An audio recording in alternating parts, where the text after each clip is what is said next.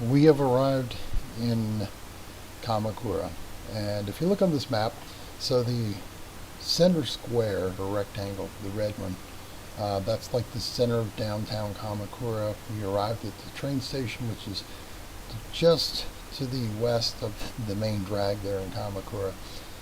So our itinerary for a day trip is going to be our first point of interest, the top rectangle, which is the Tsurugaoka Hachiman Shrine.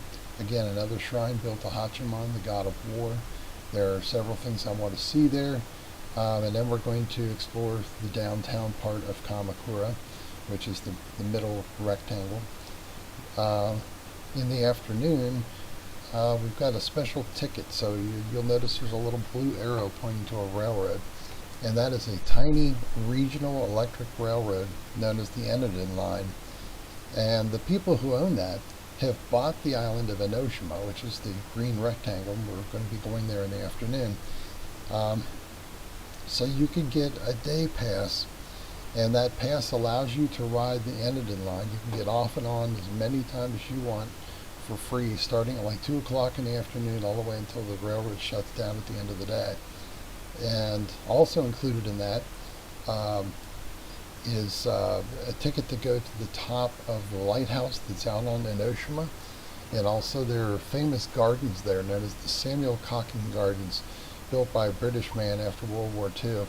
You get a pass to those. Also, the island is very, very steep. I mean, it's just a mountain sticking up out of the ocean. And to get up to the top of it where the gardens and the lighthouse are, that's quite a climb. So they have underground a couple of different escalators. One takes you about halfway up, and the other one takes you pretty much the rest of the way up.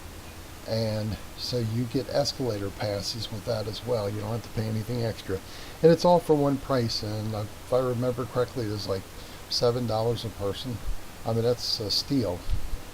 So we will be going on the Enadin Line out to Enoshima, and then spending some time on Enoshima, and we're going to save Kamakura Beach for later in the day. This is the train station in Kamakura, much smaller than the train stations up around Tokyo.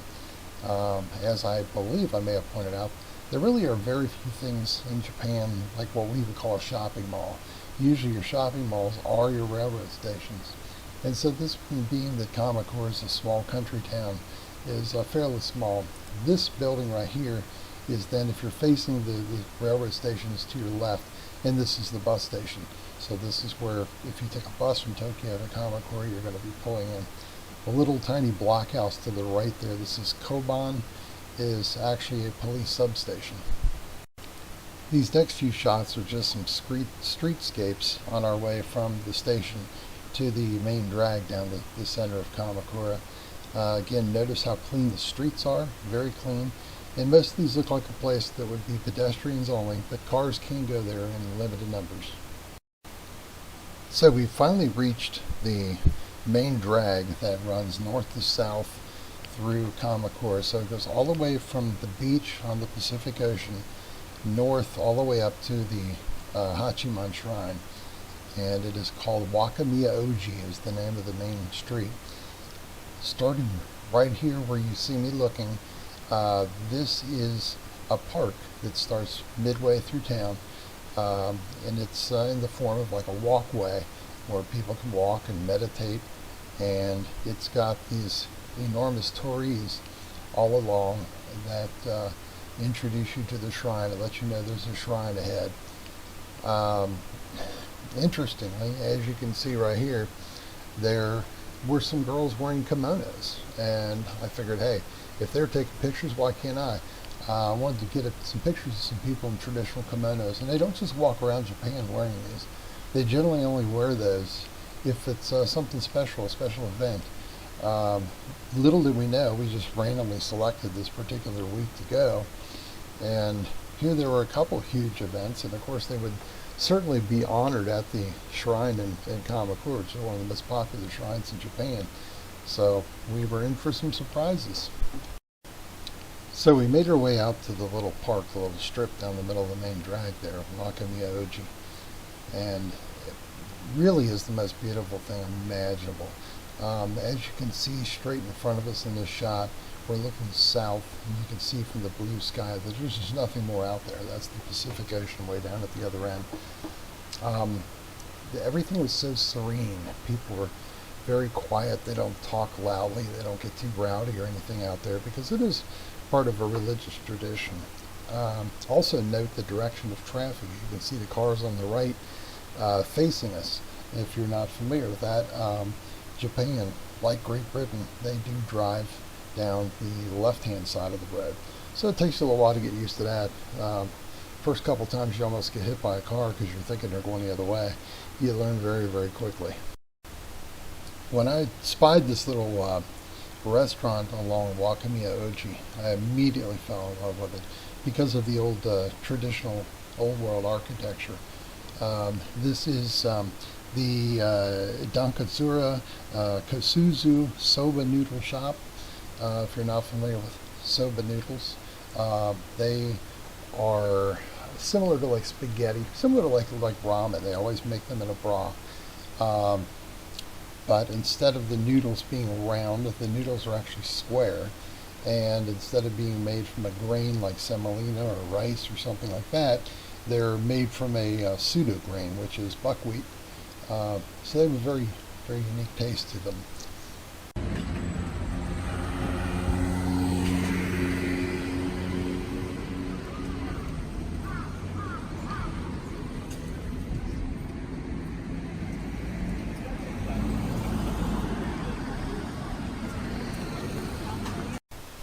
Did you notice how peaceful and quiet that was?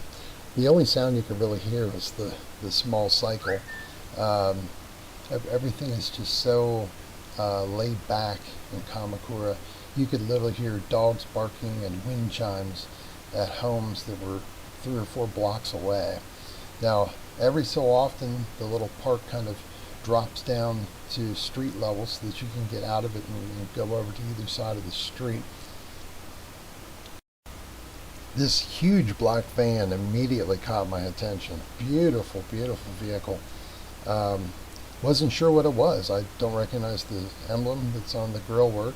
This was obviously being used as a livery vehicle. So I ended up doing some research into it later and found out that it's known as a Toyota Alphard, A-L-P-H-A-R-D, and they are not sold in the United States. They're in Japan only. And they're a luxury vehicle. They have rotating leather seats that are both heated and air conditioned. I mean, it's just the lap of luxury. It has everything you could ever want. And the starting price on them, I translated it from yen into US dollars, came out to be, they start right around 127,000. Now, contrast the Alphard with this little guy right here. This is the, it's known as the Suzuki Every Van. And it's a little tiny work van. Smaller than any of our minivans in the United States, just a tiny little thing. Also, let me point out in the background, you can see it says coffee, second floor, and that is a little coffee shop that once we finish at the shrine, we'll come back and take a little break there. That one kind of caught our eye, so we were anxious to get back there and have some refreshments later. And at long last, we've made it to the entryway to the Tsurugaoka Hachiman Shrine. And it starts with this arched bridge, a lot steeper than I thought it would have been. And so once you get over that bridge, then you can actually see the shrine, which sits up on the hillside. So that is the shrine. As you can see, there are food stalls set up, so obviously there's some sort of celebration going on. What you're seeing in front of you is actually 2 separate buildings. There's one down at ground level, which is the ablutions, where they wash their hands in a little spring to basically cleanse themselves of their sins before they go up and address the god Hachiman. And then the bigger building that you see above it is actually up on the hillside, and that's the shrine. As you enter the Hachiman Shrine complex, if you look to the east, there's a little bridge that goes over this lake, and this is actually another shrine that's within the same complex. This is the Hataj Ben Zaitin Shrine. So it is connected. You can actually go over there. I really didn't have a lot of interest in it, but it was kind of interesting to get some pictures of it anyway. On that note, it's time to get over the arched bridge and get up to the actual shrine. So here we are. So now we're on the pathway going up to the ablutions. And this is the ablutions. So this is that lower building where they cleanse their soul, wash their hands. So this was kind of an interesting discovery. Alcohol plays a very important role in Shinto. And so at a shrine, you'll have these walls of these casks. And what these are is they are 72-liter casks of sake. And they're wrapped in printed rice straw. And then those rice straw coverings are tied down with rope. And they have to be tied in a particular pattern, a particular way. And then, of course, there's some beer as well. Now, all of these things are empty. They're not there to be consumed. They're there for religious purposes. It's part of their religious culture. There's an entire wall of those along the west side of the main drag going up to the actual shrine. And at long last, we're finally approaching the actual shrine. And I'm very excited. It would be literally the first time I ever got to see a Shinto shrine where there is some ceremony going on. And this is the ceremony. It's kind of hard to see though. It's kind of dark inside. The girl that's wearing white and red, it looks like a martial arts uniform. She is what's known as a Mika, or a shrine maiden. So traditionally they assist the priest of the temple, and there are multiple Mikas in any particular shrine. In ancient times, it was said that they could actually channel some of the gods, that put them into a trance, something they used to do in like ancient Greece as well.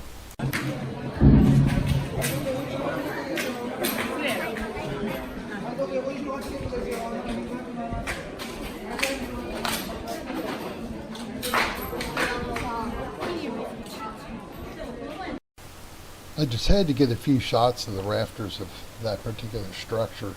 Look at the detail on like every little board, and hand-carved dragons in that lower rail. And look at how some of these wooden pieces are fitted together in the joints. And this is a Shinto shrine, which are generally rather simple. A Buddhist temple is actually even more ornate than these. Here are a couple shots of some Mikos, the shrine maidens, selling fortunes. There's a lot of different ways you could draw that fortune, so it's kind of luck of the draw, and good luck charms. And I decided to get a shot looking the other direction. So this is from up at the actual shrines. Now we're way up the hillside, and we're looking down on the building where the ablutions are done, and ultimately out the front gate, and there's the final torii before you get into that park down the middle of Wakamiya Oji. And it just goes all the way down, as you can tell by the paleness of the sky and the great distance. It ends at the Pacific Ocean. There's just nothing else out there. So how do the fortunes work? Well, your fortune is always drawn on a little slip of paper, kind of like something you pull out of a fortune cookie, but much larger. And if you get a good fortune, then you take it up into the shrine and you offer it to the gods, or the god at that particular shrine. But what if you get a bad fortune? That's where this particular device comes in. You can see all the vertical rods, and so what you do is you take the fortune, you tie it around one of these rods, and you ask the gods to remove it from you and protect you from the bad fortune. I apologize once again for fat fingering the photo. This is a real pretty little neighborhood out on the west side of the shrine. As you can see, there's this gate, so this is another entry into the shrine complex, but from the west. And again, it climbs. The shrines are generally in a high place. So let me slow up here and give you a little history. One of the things I wanted to see the most, and it was very disappointing because I was just not finding it, is that in my book, Sujimura Etsuko and the Copper Horses, one of the main characters participates in an annual Yabusame contest at a festival at this particular shrine in Kamakura. Now they came from Izumo, which is out on the west coast, and had to travel across the country to get to the shrine. And what Yabusame is it's a martial art that practices archery cavalry, so archery on horseback, and they would charge down a track, and they would fit an arrow to a bow. They would have a 1 meter size target, and they would shoot that. They would grab another arrow, string that. By the time they would be at the next target, shoot that, and then they would do that a third time. And all this time, they're riding with no hands. They're holding on for dear life with their legs and accurately hitting these targets. And I just wasn't finding this track anywhere. Could this be it?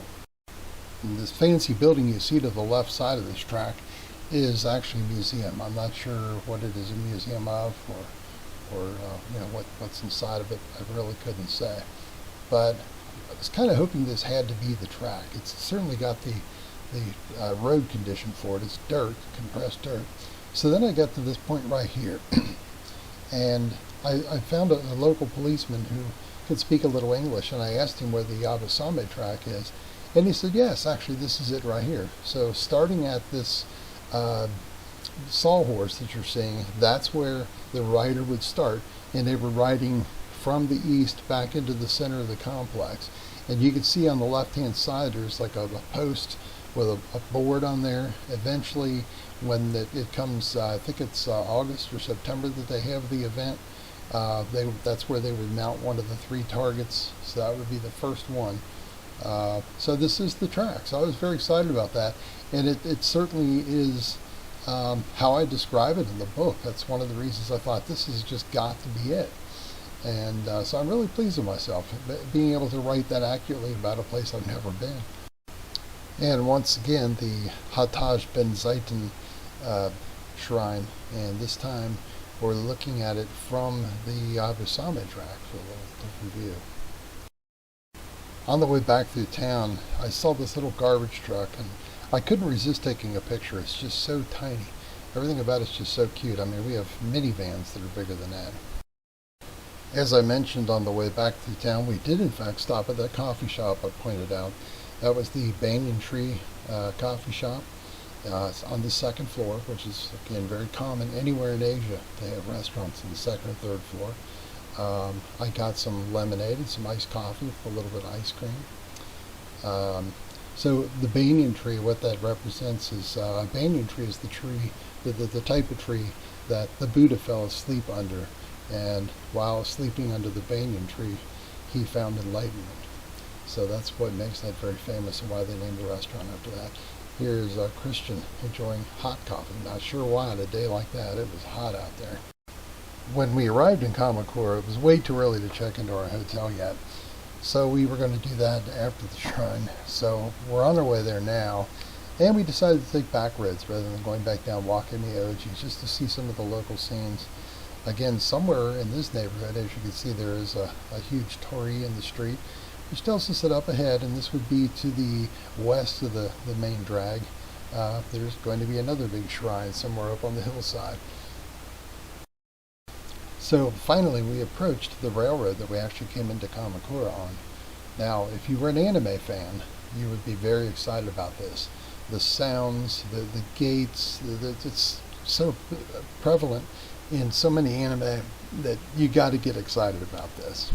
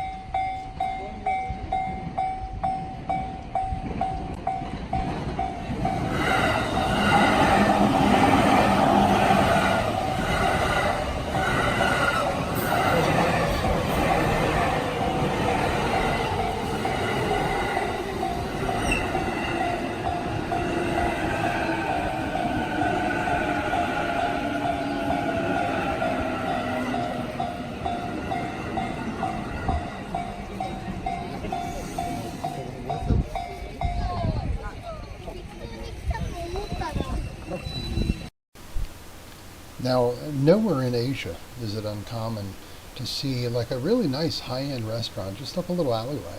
So this isn't even what I would call a street. I mean, it doesn't go anywhere, so there's no way to drive a car up there. I'm sure they can back a delivery truck in, but that's about it. So it's just up a little alley, and it's a really nice restaurant. This area right here, the pavers were very interesting. As you can see, that pattern in the street. So you'd be walking along and just kind of, swaying as you're swinging your arms, keeping your balance. And those pavers start to have this hypnotic effect. And there were several times I almost fell down. I couldn't even keep my balance walking down that street. Unfortunately, I ruined this picture with my finger as well. But I wanted to make sure I got a picture of this. This is a realtor's office. And the reason I wanted this is because of the little man on their sign. You see that little man in the middle of the sign? He's actually doing yabusame, archery on horseback. So I thought it was important to get a picture of that.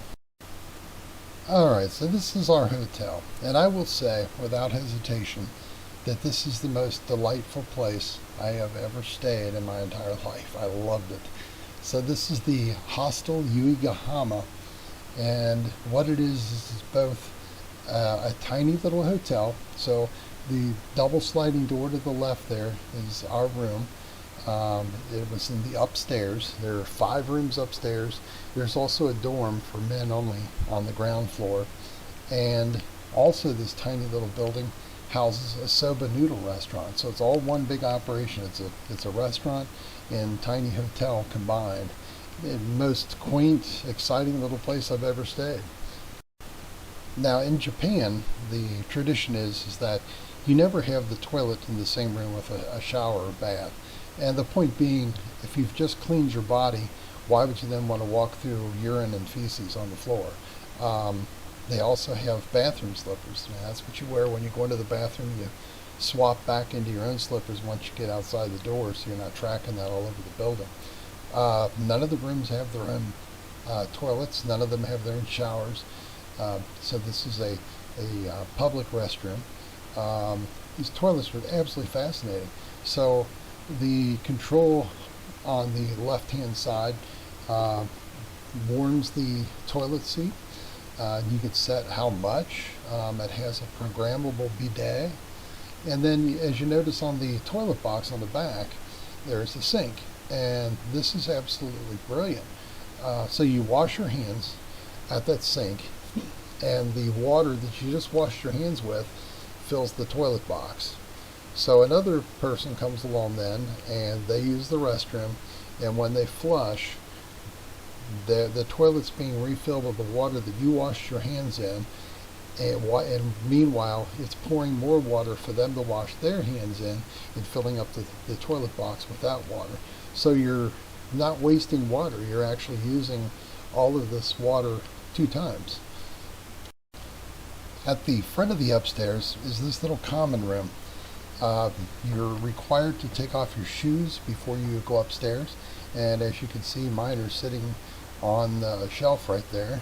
I really couldn't use the common room because of my bad back. I can't sit around that little table down on the floor. And if you look out the front windows, that's the little neighborhood we're in Kamakura. So again, it's just some places you can just relax, even though we couldn't really use it much. And then this is our room. So that's all the bigger it is. So Christian and I just stayed together. We shared this bed. To the left, you can't see it in the picture, but there is a mini fridge. And that's pretty much it. And it's really all you need. If you really need food or anything, you can go downstairs to the restaurant and get something to eat. So in the next segment then, I'm going to show you what happened in the afternoon. So that was our morning in Kamakura. And now we've got checked into our hotel, so we can leave some stuff behind. And we're going to walk a few blocks to the Enadin line and get our pass to get on everything so we can go out to the island of Enoshima. And that will be our afternoon and evening. And I'll show you that in the next segment.